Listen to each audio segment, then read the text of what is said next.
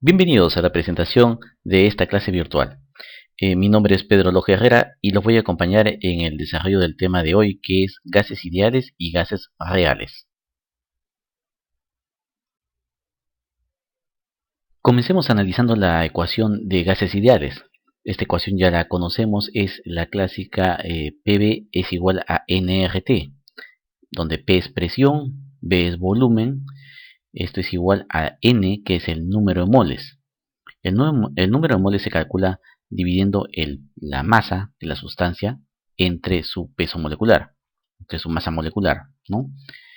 Esto multiplicado por R, la constante de gases, y T, la temperatura. Hagamos algunas aclaraciones.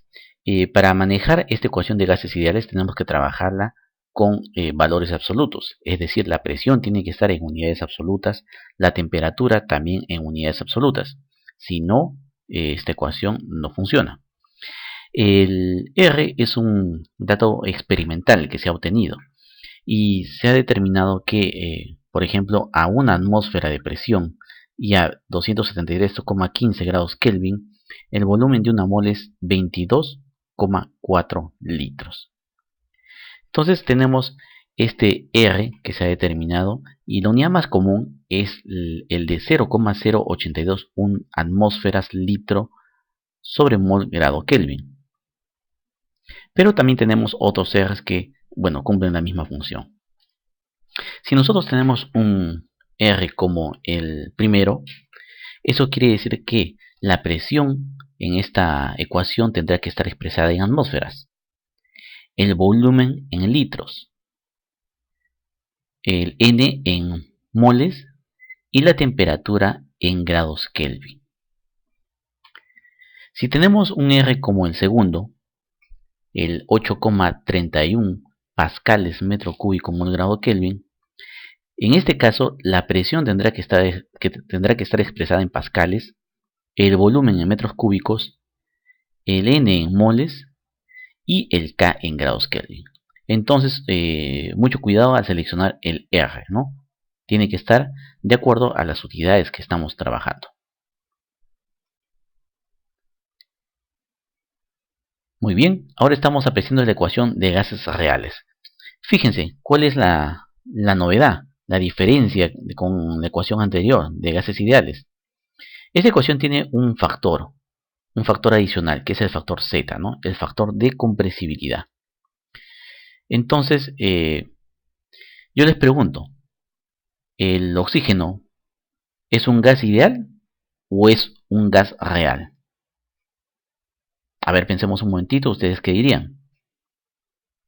Algunos dirán es un gas ideal, otros dirán es un gas real. Bueno, si esa es una respuesta, sería ninguna de las anteriores. ¿Por qué? Porque el oxígeno se comportará bajo ciertas condiciones siguiendo la ecuación de gases ideales. Entonces decimos que se comporta como un gas ideal. Si en las condiciones en las que está no sigue la ecuación de gases ideales, decimos entonces que se comporta como un gas real, porque no sigue la ecuación de gases ideales.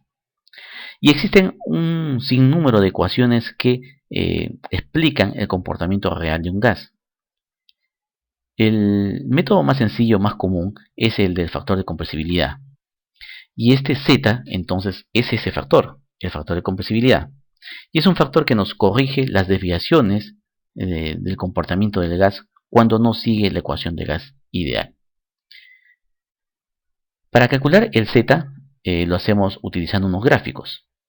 Y tenemos que antes calcular el estado reducido. El estado reducido, como ustedes aprecian acá en la izquierda, es función o tiene dos variables, la presión reducida y la temperatura reducida. La presión reducida es la presión entre la presión crítica y la temperatura reducida es la temperatura entre la temperatura crítica. Con esos valores encontramos de tablas, de gráficos, de diagramas, el valor Z.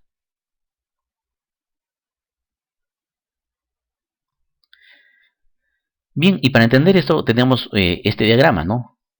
El de Nelson-Orbit. Este diagrama nos representa la temperatura reducida con la presión reducida y el factor de compresibilidad. Entonces vamos a hacer un ejercicio. Fíjense. queremos determinar el factor de compresibilidad Z para un gas que tiene ya hemos calculado previamente esto, ¿no? Una presión reducida, hemos determinado que tiene la presión reducida de 5 y la temperatura reducida de 1,4. A ver, ustedes calculen el factor Z. Fíjense que en la parte inferior, en el eje X, tenemos la presión reducida. Entonces busquemos 5 acá, en este eje. Y las curvas, fíjense, las curvas son la temperatura reducida. Entonces busquemos la curva que es equivalente a 1,4. Y hagamos la intersección. Y finalmente nos vamos al eje X, perdón, al eje Y. Y en el eje Y encontramos o leemos el factor de compresibilidad, el Z. A ver, con esta explicación, calculen ustedes, hagan un stop en el sistema y luego verifiquen si su dato es igual al que me sale a mí.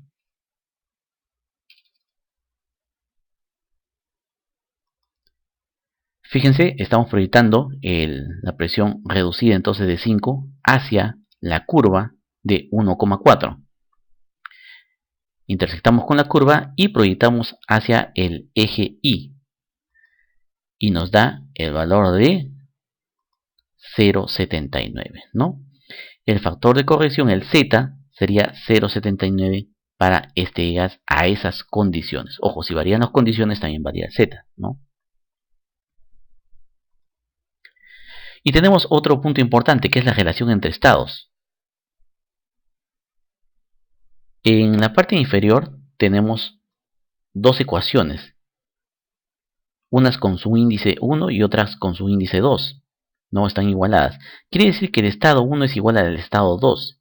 Esto siempre y cuando no haya cambio de materia en el sistema. Cuando no ha habido cambio de materia en el sistema, no ha habido reacción química, no ha habido ingreso ni salida de materia, podemos hacer esta relación de estados, relacionar dos estados, es decir, cómo cambia un sistema variándole alguna de sus, valga la redundancia, variables. Bien, y para comprender esto vamos a hacer un ejercicio. Acá tenemos un ejercicio, nos dicen se tiene 2 moles de nitrógeno en un recipiente a una presión manométrica, ojo, manométrica de 600 psi y a una temperatura de 200 Kelvin. Calcular el volumen del nitrógeno en metros cúbicos. Nos dan, ojo, dos formas, o sea, dos condiciones. Primero, mediante el uso de la ecuación de gas ideal y luego utilizando el factor de compresibilidad. Bien, entonces calculemos el volumen, ¿no? Utilizando la ecuación de gases ideales. Tenemos acá la presión, la estamos convirtiendo a megapascales. Pero ojo, esta es la presión manométrica. Dijimos que tenemos que trabajar con la presión absoluta. A ver, calculen entonces la presión absoluta. Y sí, debe salirles 4,2 por 10 a la 6 pascales, ¿no? Esa sería la presión absoluta, o 4,2 megapascales. Muy bien. Utilizando el R apropiado, podemos simplemente despejar el volumen de la ecuación de Pareto-Ratón de gases ideales y determinar entonces el volumen. Vamos a usar este R, quiere decir entonces que nuestra presión debe estar en pascales, el volumen nos dará en metros cúbicos, lo que nos piden. Las moles, como nos dicen 2 moles, iría acá, y el K en grados Kelvin, los 200. Muy bien, despejando el volumen, a ver cuánto le sale.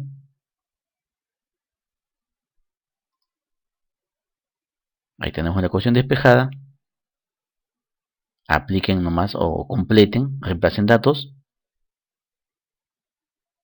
Y debe salirles el volumen de 0,00078 metros cúbicos, ¿no? Esto es considerando que el gas se comporta como un gas ideal, es decir, sigue la ecuación de gases ideales. Ahora vamos a ver qué pasa si no se comporta como un gas ideal.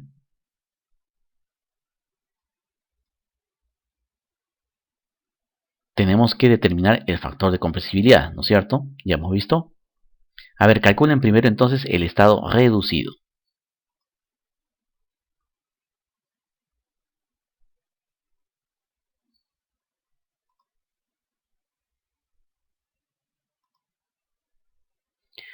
Y ahí tenemos el estado reducido, que es la presión reducida 1,25 y la temperatura reducida 1,6.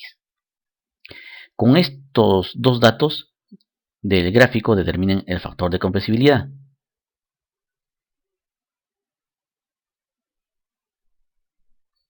Y con ese factor pues corrijan el volumen, ¿no? A ver cuál es la diferencia.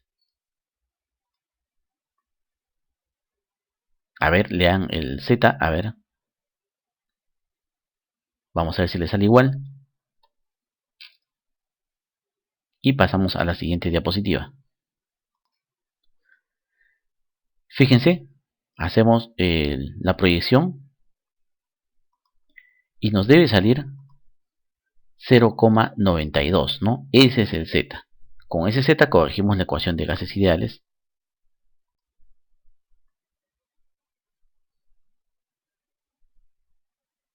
Y nos sale el siguiente volumen.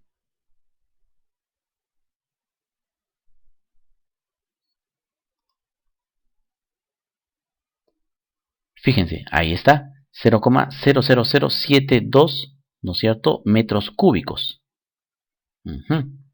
Muy bien.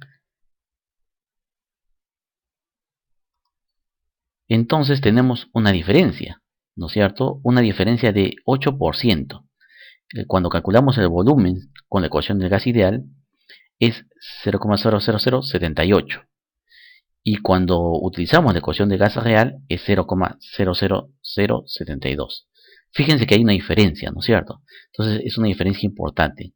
Y dependiendo de las condiciones del gas, esta diferencia puede crecer, puede ser muy importante.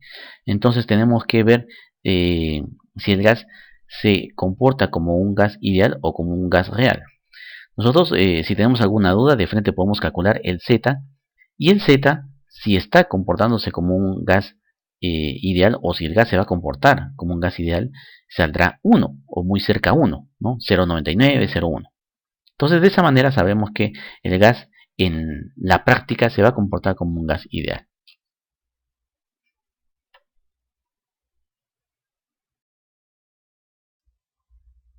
Bien, gracias por la atención prestada y espero que estos conocimientos